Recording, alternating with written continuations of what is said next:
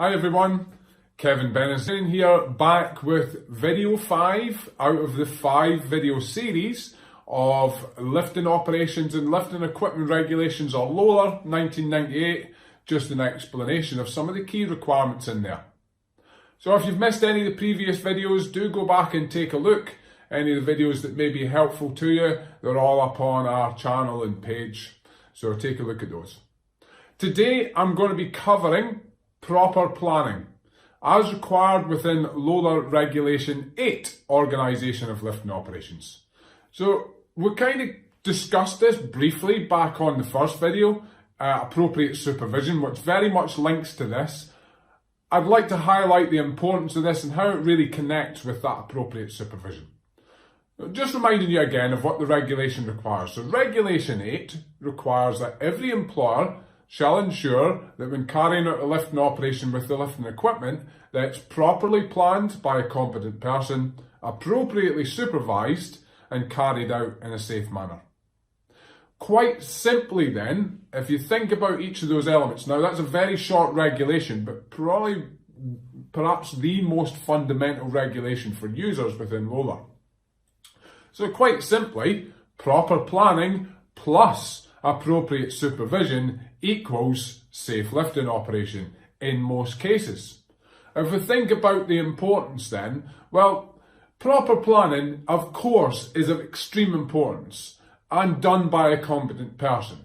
You plan that lift effectively, then you've got to ensure that it's going to be carried out that way.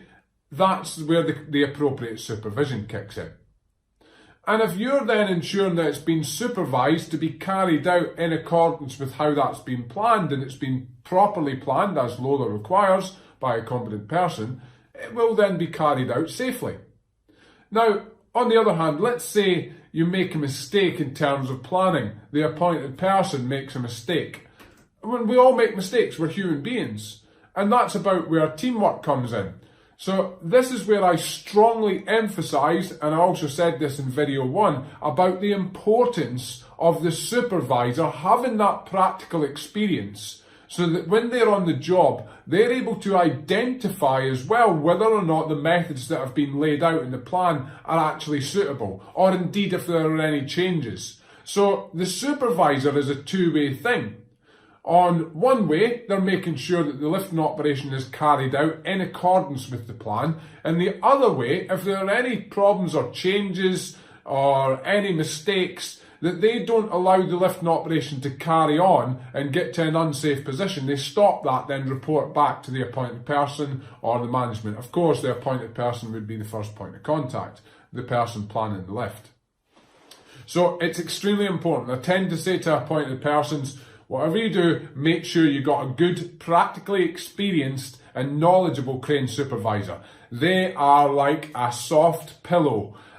Not literally, but they will help you sleep at night.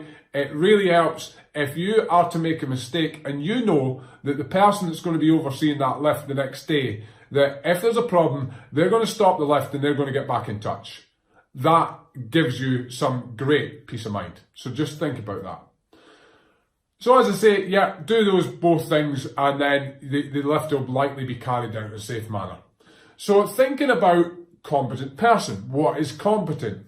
Well, LOLER in the ACOP says that the person planning the lifting operation must have the adequate or the necessary practical and theoretical knowledge and experience of planning lifting operations. So that's fairly clear. Again, that's appropriate to whatever the lifting operation is.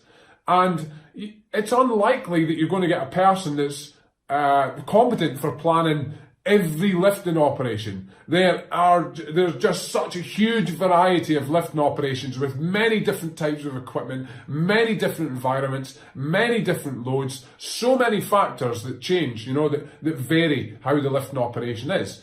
But you'll have people who have areas of expertise, and it's best if they are planning lifts within their area of expertise. And of course, you get people that get brought into the AP role and they have no lifting experience. Is that ideal? Is that suitable? Well, the ACOP says The person planning the lift must have the necessary practical and theoretical knowledge and experience for planning the lift. So I think that says a lot. And then also just something that's helpful in terms of competence. There's an acronym used for competence, and that acronym is SKATE. S-K-A-T-E. And what that stands for is skills, knowledge, attitude, training, experience. A couple of things that often get overlooked. Skills. Now, you may have somebody, or say a couple of people, they've got the same experience, the same kind of duration, they've done similar lifting operations, they may also have the same knowledge, they've done the same sort of training courses. However, their skills differ because each of our minds work in different ways. Our mind is very unique to us and we'll have different skills and attributes.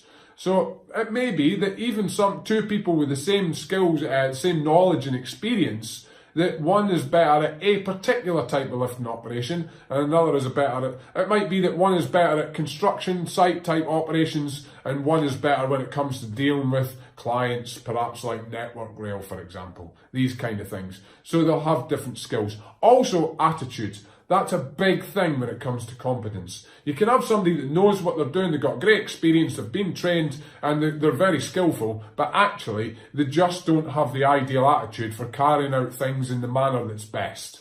That could be, laziness, it could be the place in life that they're at, there could be things going on, it could be that they've got a negative attitude towards the organisation, and that could be a problem too. So just think about that kind of thing as well.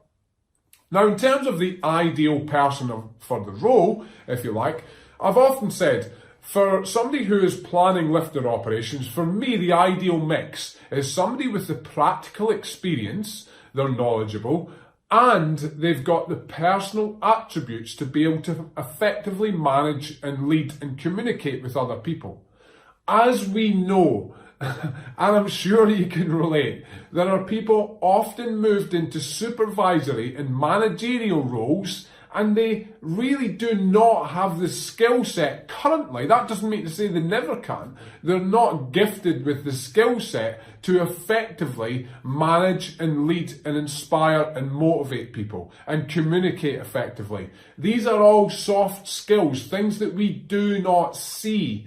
So often we don't get trained on them. So that's something that I very much help organisations and individuals with, and we do it notice training as well, and we'll be including that in some of our upcoming training packages. So think about that, and that's very important. To be able to communicate effectively with others, just think about it this way. We generally think in images and movies, if you like. So it's not words that tend to go through our mind as in visually. Now we hear these voices, this inner dialogue in our mind that seems to be constantly going for many people, but we think in images and movies. And when you're carrying out a lifting operation or when you plan a lifting operation, you almost see that happening in your mind. And the real skill with communication is being able to project that by means of words and effective communication into the minds of others so they now have a similar image that matches, is close to matching yours. And that often falls down and you'll hear phrases like, you know what I mean? And then you wonder why things don't get done in the way that you initially intended. So that's a real skill. So the ideal person for me is having that mix. Organisations often do not teach that, they do not mentor, and often it doesn't even occur that it's a thing. And it is a big thing. We all know this. We know some people who are people, they're good people managers, and we know some people who are brilliant technical people, but they're a technical pain in the ass because they struggle to deal with people. And leaders as well. Somebody who's an effective leader. Now, leaders are not dictators. It's not the same thing. You do not get the same results by dictating as what you will do leading. True leaders empower other people and help them become leaders too. So they help them grow, and bear in mind that whenever you're helping somebody elevate their place in life, you're always learning and growing yourself, so you're always moving up. And this is very important within lifting operations. Like I say, we probably have come across somebody that they go, yeah, I've done a 4-day course and I'm now an appointed person, so my word is law. And they'll say, that you're doing that because I'm the AP. Well, okay. Of course, people won't allow it to get to an unsafe situation, but you end up where people are sitting around and saying, well, he's the AP, he said that's the way we're doing it, and we can't do it that way, so we'll just wait to see what he says again.